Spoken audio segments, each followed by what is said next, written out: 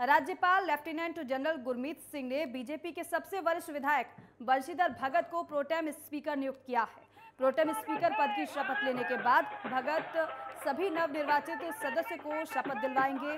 हालांकि इसके साथ ही उत्तराखंड की नई विधानसभा का गठन हो जाएगा। उत्तराखंड की 5वीं विधानसभा के लिए 14 फरवरी को चुनाव हुए थे। 10 मार्च को चुनाव नतीजे आने के बाद बीजेपी ने बहुमत का आंकड़ा पाया और सरकार बनाने की तैयारी में जुट गई। होली के बाद नई सरकार के गठन को लेकर चर्चा है, लेकिन आपको यह भी बता दें कि नई विधानसभा द्वारा जब तक नए अध्यक्ष का निर्वाचन नहीं कर लिया जाता है, तब तक विधानसभा के अध्यक्ष के पद का निर्वहन करने के लिए संविधान के अनुच्छेद 180(1) के मुताबिक कार्यवाहक अध्यक्ष की नियुक्ति की जाती है और इसी के तहत बंशीधर भगत को प्रोटेम स्पीकर बनाया गया है। बंशीधर भगत आज देहरादून प्रदेश कार्यालय पहुंचे, जहां कार्यकर्ताओं ने उनका जोरदार स्वागत भी किया।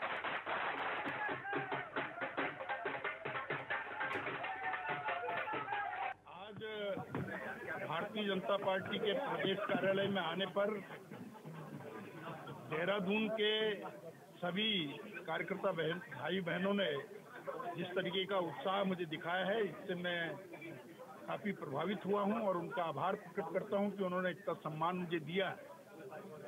और पूरे प्रदेश में देश की जनता ने जिस प्रकार से जनादेश दिया है, वो निश्चित रूप से एक बार फिर नरेंद्र मोदी पर सबने आस्था व्यक्त की है, उनके कामों पर आस्था व्यक्त की है और विशेष रूप से महिलाओं ने बहुत जबरदस्त उत्साह इस चुनाव में भारतीय जनता पार्टी के प्रति दिखाया है। मैं उन मां बहनों को भी आभार प्रकट करता हूं। और विधानसभा चुनाव के नतीजे सामने आने के बाद अब कांग्रेस के अंदर खुलकर बयानबाजियां चलने लगी हैं और सामने भी आने लगी हैं। दूसरी तरफ कांग्रेस के वरिष्ठ नेता हरीश रावत ने सोशल मीडिया पर एक लंबा पोस्ट लिखा है, जिसमें उन्होंने अपनी लालकुआं सीट से चुनाव लड़ने पर सवाल उठाए हैं। हरीश रावत के इस पोस्ट पर अब कांग्रेस के प्रदेश अध्यक्ष गणेश गोदियाल ने प्रतिक्रिया दी है।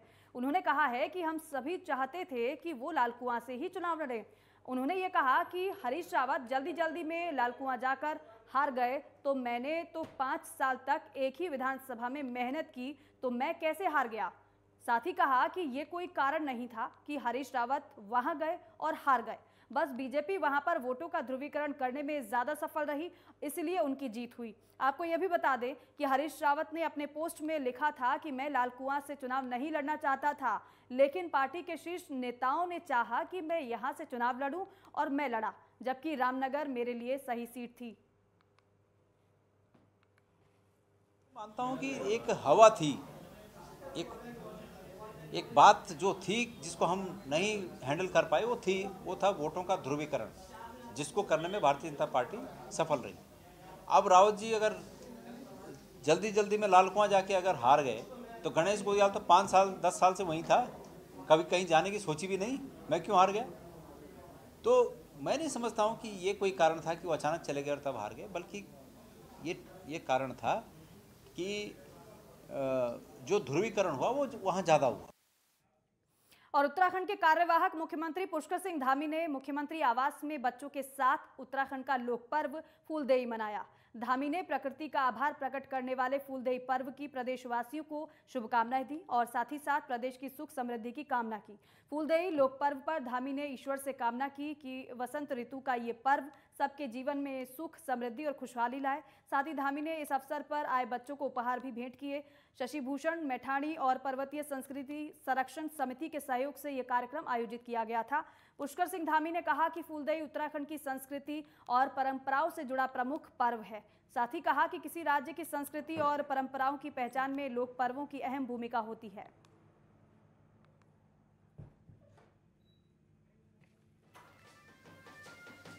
तो कार्यवाहक सीएम पुष्कर सिंह धामी ने फूलदेई का पर्व मनाया। इस दौरान जो छोटे छोटे बच्चे वहां मौजूद थे, उनको पुष्कर सिंह धामी ने उपहार भी भेंट किया।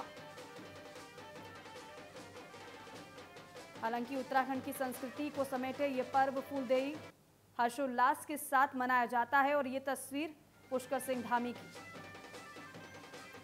लोक पर्व फूलदेई मनाया गया और यहाँ पर छोटे छोटे बच्चे भी जो मौजूद थे, उनको पुष्कर सिंह धामी ने उपहार भी भेंट किया। और प्रकृति की बेशुमार खूबसूरती ओढ़े बसंत के आगमन के साथ मनाए जाने वाले फूलदेई लोक पर्व को अल्मोड़ा में धूमधाम के साथ मनाया जा रहा है। सुबह सवेरे ही बच्चे फियोली बुरांश के लाल पीले फूलों और चावल के साथ घर की देहरी की पूजा कर रहे हैं, जिसको लेकर बच्चों में खासा उत्साह देखा गया है। दो तस्वीर आपको दिखा रहे हैं, अल्मोड़ा और चमोली की तस्वीर है। किस तरीके से बच्चे इस लोक पर्व को लेकर उत्साहित हैं वो आप देखिए। बच्चों में भी काफ़ी उत्साह देखा गया है। आपको यह भी बता दें कि उत्तराखंड में लोक पर्व फूलदेई काफ़ी पारंपरिक पर्व है, जिसका जुड़ाव सीधे प्रकृति से है। सर्दियों के मुश्किल दिन बीत जाने के बाद जब ऋतुराज बसंत का आगमन हो जाता है तो चारों तरफ रंग बिरंगे फूलों से प्रकृति का श्रृंगार हो जाता है। उस मौके पर चैत की संक्रांति पर फूलदेई का त्योहार मनाया जाता है। ये पर्व आमतौर पर छोटे बच्चों से जुड़ा त्योहार है, जिसका बच्चों को साल भर से इंतजार रहता है। इस दिन बच्चे रंग बिरंगे फूलों और चावल से घर की देहरी को पूजते हैं और फूलदेई, छम्मा देई, दैणी द्वार, भर भकार जैसे लोक गीत गाते हैं। दो तस्वीरें आपको हम दिखा रहे हैं, अल्मोड़ा और चमोली की तस्वीरें हैं, लेकिन यहाँ पर फूलदेई पर्व को लेकर बच्चों में काफ़ी उत्साह देखने को मिला है। बच्चे काफ़ी खुश नजर आए हैं।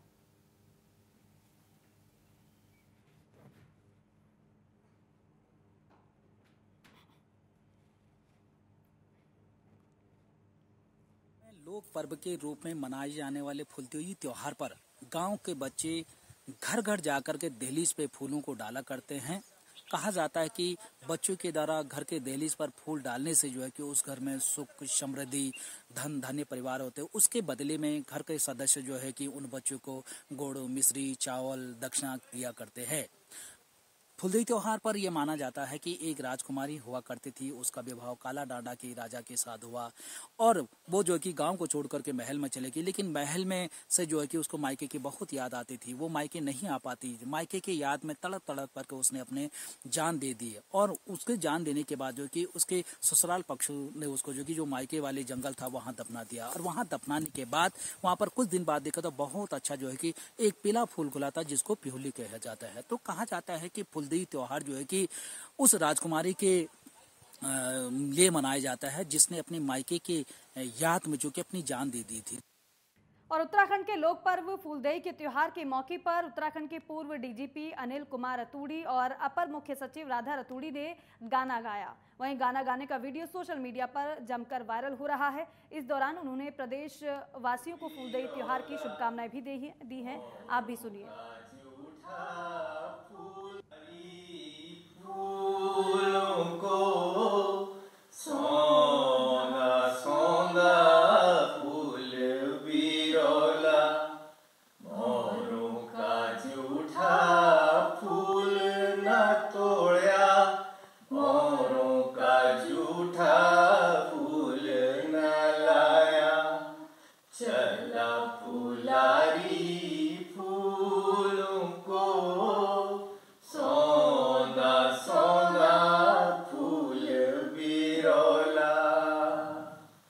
नमस्कार।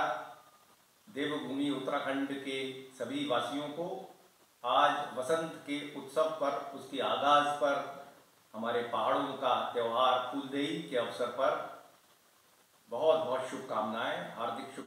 जोशीमठ के बद्रीनाथ क्षेत्र से विधायक चुनने के बाद कांग्रेस के राजेंद्र भंडारी पहली बार नगर में पहुंचे और जहां पर स्थानीय लोगों ने फूल मालाओं के साथ उनका भव्य स्वागत किया। नगर में रैली निकालने के बाद चमोली टैक्सी स्टैंड के पास एक जनसभा को संबोधित कर चुनाव जीतने पर जनता का आभार उन्होंने व्यक्त किया। साथ ही उन्होंने जनता से कहा कि वो हर समय स्थानीय मुद्दों को लेकर सरकार से लड़ेंगे, क्षेत्र के विकास कार्य को लेकर संघर्ष करेंगे।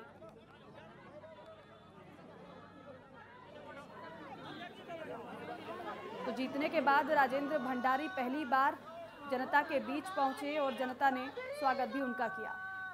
देखिए, मेरी तो ये तमन्ना थी कि मैं विधायक बनूंगा, मेरी सरकार बनेगी, तो मैं जनपद चमोली में मेडिकल कॉलेज खोलना चाहता था।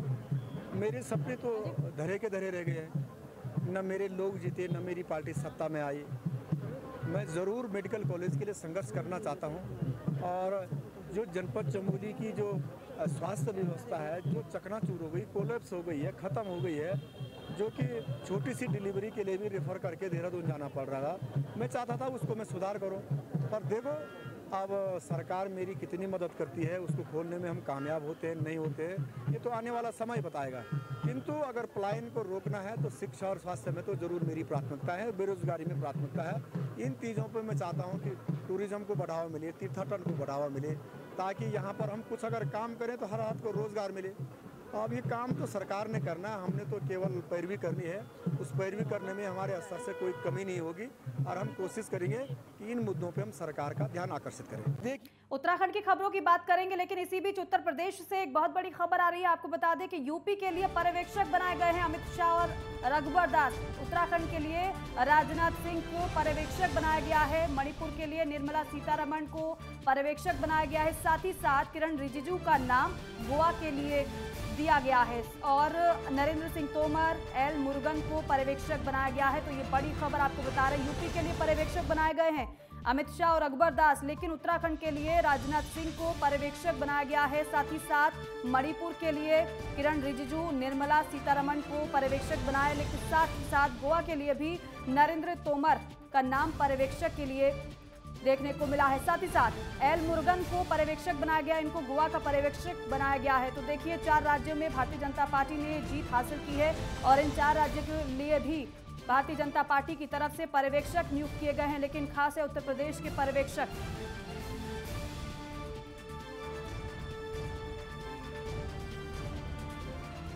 और इसी बीच एक और बड़ी खबर आपको बता दें कि उत्तराखंड के सभी सांसदों ने जेपी नड्डा से मुलाकात की है। बीजेपी अध्यक्ष जेपी नड्डा से मिले हैं सांसद। संसद भवन में हुई सांसदों की जेपी नड्डा से मुलाकात, ये एक और बड़ी खबर है। उत्तराखंड के सभी सांसदों ने बीजेपी के राष्ट्रीय अध्यक्ष जेपी नड्डा से मुलाकात की है। मुलाकात की ये तस्वीर आपके सामने, ये हंसते और मुस्कुराते चेहरे आप देखेंगे।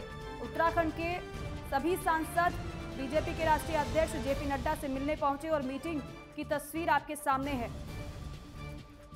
तो देखिए, एक तरफ तो पर्यवेक्षक नियुक्त किए जा रहे हैं, दूसरी तरफ मुलाकातों का दौर भी चल रहा है और इसी कड़ी में ये मुलाकात उत्तराखंड के सांसदों की बीजेपी के राष्ट्रीय अध्यक्ष जेपी नड्डा के साथ संसद भवन में सांसदों की मुलाकात हुई है जेपी नड्डा से।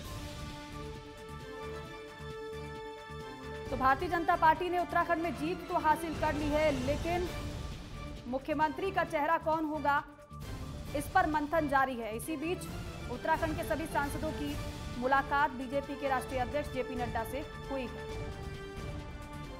में 2/3 बहुमत मिलने से उत्साहित बीजेपी जीत के जश्न में डूबी हुई नजर आ रही है। प्रदेश बीजेपी मुख्यालय में पहुंचे किशोर उपाध्याय टिहरी सीट पर अपनी जीत से बेहद खुश नजर आए।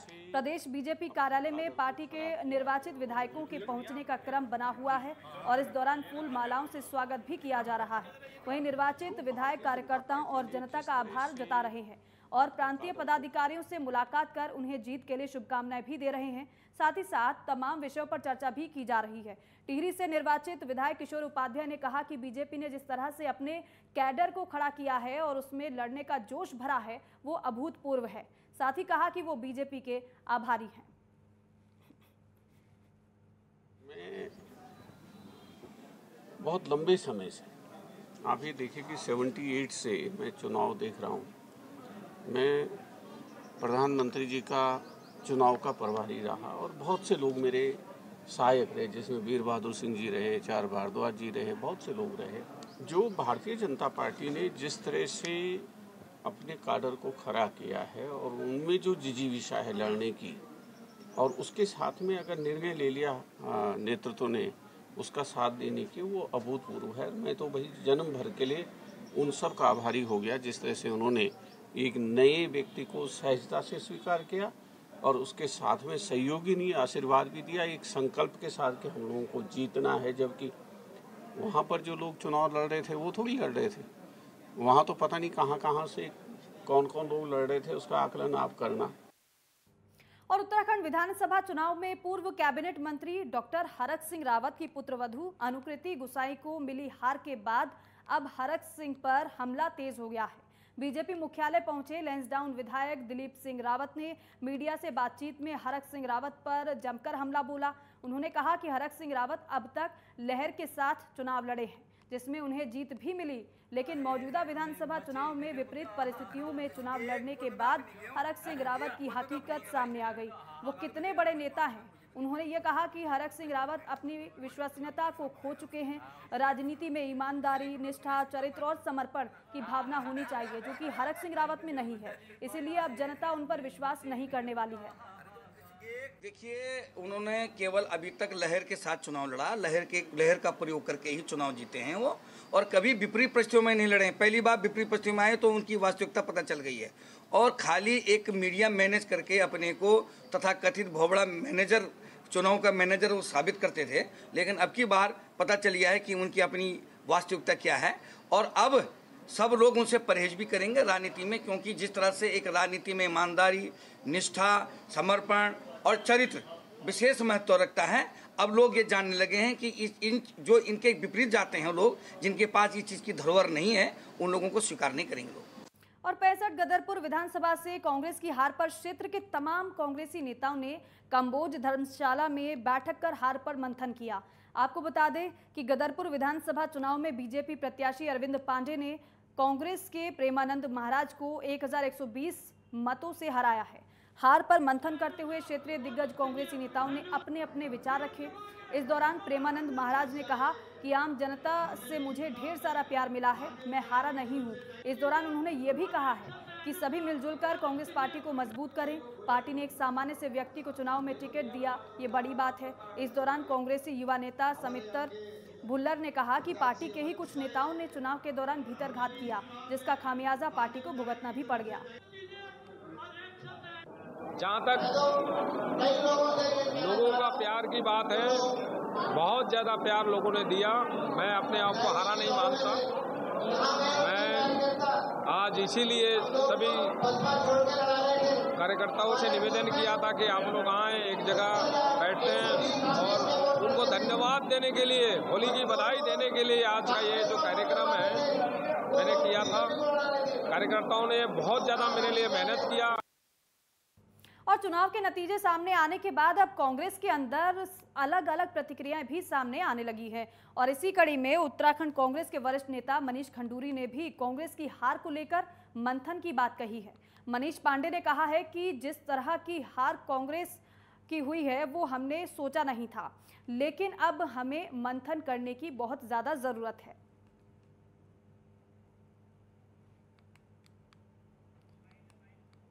तो पहले तो मैं जनता का जो निर्णय है वो हम सब स्वीकार करते हैं, उसको नमन करते हैं, और मैं भाजपा को बधाई दूंगा। और मैं ये भी हमारी ये इच्छा है कि वो जनता की सेवा करें। जहाँ तक रिज़ल्ट का सवाल है, ये मैं मानता हूँ कि निराशाजनक है, काफ़ी निराशाजनक है। पर मैं अब ये भी कहूँगा कि क्यों हुआ, कैसे हुआ, इसको पार्टी में थोड़ा सा मंथन होना चाहिए और होगा। और जो कारण थे और जो हमारी कमियाँ थी उसको कैसे पूरा करें, वो अब बहुत ज़रूरी हो गया है। क्योंकि ये इतिहास में, उत्तराखंड का जो इतिहास है उसमें ऐसा पहली बार हुआ है कि जो सरकार है वो बनी रही है चुनाव के बाद। तो कांग्रेस में जो भी कमियां हैं, चाहे वो नीचे हो, चाहे नेताओं में हो, चाहे हम सब में हो, वो सब उसका बहुत ध्यान से देखना पड़ेगा कि क्यों हुआ और क्या हुआ। और विधानसभा चुनाव के नतीजे जैसे ही सामने आए उसके बाद कांग्रेस के कई नेताओं ने अब सोशल मीडिया पर भी अपना गुस्सा निकालना शुरू कर दिया है और पार्टी के ही दूसरे नेताओं पर बयानबाजी सोशल मीडिया पर कर रहे हैं। सोशल मीडिया पर हो रही बयानबाजी को लेकर जब कांग्रेस के वरिष्ठ नेता मनीष खंडूरी से पूछा गया तो उन्होंने कहा कि इस तरह का व्यवहार सोशल मीडिया पर नहीं होना चाहिए। मेरा ये मानना है कि देखिए, जो पिछले 1 साल 2 साल में हुआ है, इसमें अब अनुशासन की बहुत ज़रूरत है। सबको अनुशासन की ज़रूरत है। और मैं ये कहता हूँ कि जो हम ये जो पब्लिक में जो देख रहे हैं, ये काफ़ी टाइम से चला आ रहा है और उसको बंद करना। और पुलिस भर्ती परीक्षा की तैयारी कर रहे युवा वर्ग के लिए चमोली पुलिस की ओर से निःशुल्क शारीरिक प्रशिक्षण शुरू किया गया है। वर्तमान में उत्तराखंड अधीनस्थ सेवा चयन आयोग द्वारा उत्तराखंड पुलिस विभाग के तहत उप निरीक्षक, मुख्य आरक्षी, जनपदीय पुलिस, पीएससी, आरबी और फायरमैन के लिए सीधी भर्ती प्रचलित है। और इसी कड़ी में चमोली की पुलिस अधीक्षक श्वेता चौबे ने एक मुहिम हर हाल में लक्ष्य है पाना शुरू किया है। और इसी के तहत युवा वर्ग के लिए पुलिस लाइन गोपेश्वर में निःशुल्क शारीरिक प्रशिक्षण शुरू किया गया है। चमोली पुलिस मित्रता, सेवा, सुरक्षा के स्लोगन के साथ सहयोग और समर्पण की मिसाल पेश कर रही है। इसमें पुलिस भर्ती की तैयारी करने वाले युवाओं को पुलिस विभाग की ओर से निःशुल्क शारीरिक प्रशिक्षण दिया जा रहा है।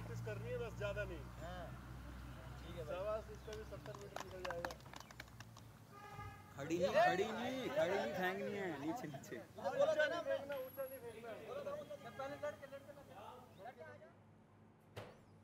और मवेशी किसान के एटीएम होते हैं, क्योंकि इन्हीं के जरिए उन्हें दैनिक आय मिलती है और मवेशी स्वस्थ होगा तो बेहतर तरीके से काम कर पाएगा। इसीलिए ज़रूरी है कि मवेशियों को पौष्टिक और स्वस्थ आहार दिया जाए। इसके लिए निजुवीडू सीड्स ने 2 नए चारा संकर बीज नुजी ग्रीन बाजरा और नुजी मिस्टी स्वीट सोरघम को लॉन्च किया है, जहां मुनी ग्रीन एक मल्टीकट बाजरा हाइब्रिड है जिसमें बाजार में उपलब्ध सभी बीजों की तुलना में उच्च प्रोटीन प्रतिशत है। साथ ही साथ नुजी मिस्टी के स्वाद ज़्यादा स्वादिष्ट होने के चलते मवेशी उसे ज़्यादा खाते हैं और दूध का उत्पादन भी इससे ज़्यादा होता है।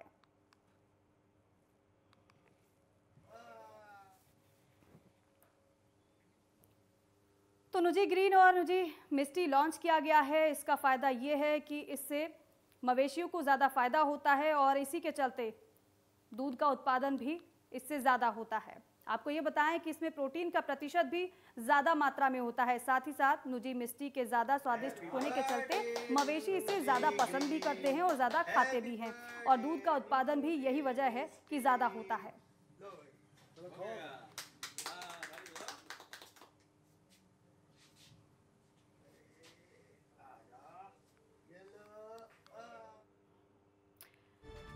तो नुजी ग्रीन है क्या है वो आपको बताते हैं। एक मल्टीकट बाजरा हाइब्रिड है, दूसरे बीजों की तुलना में उच्च प्रोटीन का इसमें प्रतिशत है, यानी कि हाई मात्रा में इसमें प्रोटीन का प्रतिशत पाया जाता है। 5 से 6 कटिंग के साथ ज़्यादा चारा उपज देता है। नरम और आसानी से पचने वाला ये चारा है जिसको मवेशी आसानी से पचा लेते हैं और इसकी वजह से ही ज़्यादा दूध का उत्पादन भी होता है। तो ज़्यादा दूध के उत्पादन में ये नुजी ग्रीन मदद भी करता है। साथ ही साथ 1 एकड़ भूमि में बुआई के लिए 3 किलो नुजी ग्रीन होता है। साथ ही हरे चारे और घास दोनों के लिए इस्तेमाल हो सकता है। ये खासियत है इसकी, मवेशी भैंस और भेड़ों को ये चारा खिलाया जाता है और ये एक मल्टीकट बाजरा हाइब्रिड है। तो इसके तमाम फ़ायदे ही फ़ायदे हैं जो कि मवेशियों को होते हैं, जिससे दुग्ध का उत्पादन भी बढ़ता है। लेकिन खास बात सबसे ज़्यादा ये है कि इसमें प्रोटीन की मात्रा, प्रोटीन का प्रतिशत सबसे ज़्यादा होता है, जो कि मवेशियों के लिए सबसे ज़्यादा अच्छा माना जाता है। तो नुजी मिस्टी क्या है वो आपको बता देते हैं। देखिए, बेहतर स्वाद के चलते मवेशी इसे ज़्यादा पसंद करते हैं, लेकिन इससे ज़्यादा दूध उत्पादन में मदद इसलिए मिलती है क्योंकि मवेशी इसको बहुत ज़्यादा पसंद करते हैं और खाते भी हैं। 8 फीट से ज़्यादा ऊंचाई इसकी बताई जाती है। 90 से 100 दिनों में फूल आ जाते हैं। नुजी मिस्टी क्या है वो आपको बता रहे हैं। फूल आने पर एक बार में ये काटा जा सकता है। प्रति एकड़ 6 किलो बीज काफ़ी होता है। निजुवीडू सीड्स कंपनी की ओर से पशु को हरा चारा के लिए बाजरे का मल्टीकट बाजरा का एक नया हाइब्रिड हमारा कंपनी ने बनाया, जिसका वजह से पशु पालने वाले किसान के लिए हर दिन अच्छा इनकम मिलने का मौका है। अन्य मार्केट में आज 2-3 कंपनियों का पास बाजरा की हाइब्रिड है। अन्य बाजरा हाइब्रिड के कंपेयर में नुजी ग्रीन हाइब्रिड हमारा कंपनी का जो हाइब्रिड है, इस हाइब्रिड का उत्पादन में करीब 15 से 20% एकड़ में 2 टन तक अधिक हरा चारा मिलने का संभावना है। दूसरा, एक और नया किस्म हमारी कंपनी ओर से करने जा रहे हैं। ये हमारा नुजी मिस्टी एक संकरित स्वीट सोरगम की ये हाइब्रिड है। अन्य एसएसजी का कंपेयर में इसमें मीठापन ज़्यादा होने से लगभग 17 ब्रिक्स का स्वीटनेस होता है। इसका मतलब गन्ना जैसा मीठापन इसमें होता है। तो ये स्वीट सोरगम मीठा ज्वारी ये लगाने से करीब 15 टन प्रति हेक्टेयर इसका उत्पादन किसान को मिल सकता है। करीब 90 से 100 दिन के अंदर इसका कटाई हो सकता है और उसके बाद दूसरा फसल भी, अगर दूसरा कटाई भी चाहे तो किसान इसमें ले सकते हैं। फॉडर कंजम्पशन बढ़ने से दूध का उत्पादन भी बढ़ेगा और इसका पूरा फल किसान को मिलेगा। इसका हाइट करीब 8 फुट तक जाने का संभावना है। अगर अच्छा ज़मीन में 1 फुट ज़्यादा भी इसका हाइट जा सकता है।